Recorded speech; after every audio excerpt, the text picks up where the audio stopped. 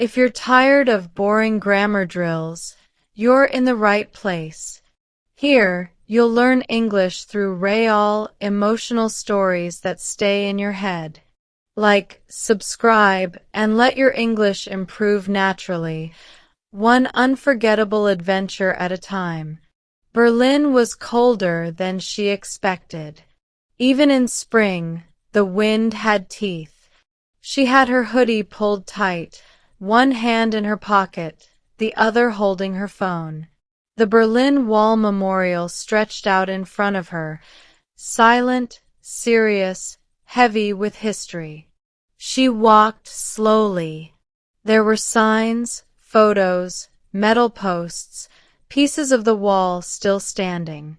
She tried to read everything. There was something intense about this place. You could feel what people went through. Fear, division, escape, hope.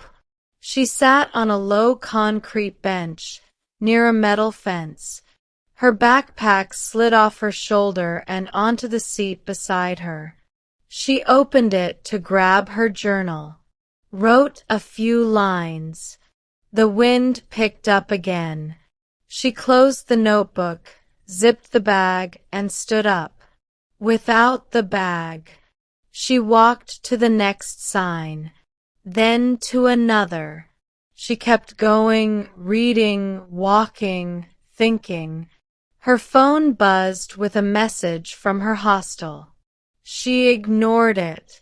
The memorial path led her through a garden, then a glass viewing area with old photos, then a short tunnel, then silence. That's when she reached for her bag. Her shoulder was empty. Panic didn't hit right away. She tapped her pockets. Phone, keys, passport, but no backpack. Then it hit. She turned around sharply. Where was it? Which bench? How far had she walked? She started walking fast, then running, past the tunnel, past the glass display. She tried to remember exactly where she had sat. Everything looked the same now. Gray, metal, stone. She turned a corner, and there it was, the backpack, sitting on the bench, alone.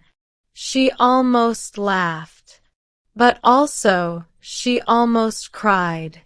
No one had touched it. No one had taken it. Berlin had been kind. She sat again, this time holding the bag on her lap, hugging it like an old friend. She wasn't thinking about grammar or vocabulary at that moment. But later, when she told the story to her friends in English, she realized she had learned more that day than she expected. Not from books, from the feeling of losing something and finding it again.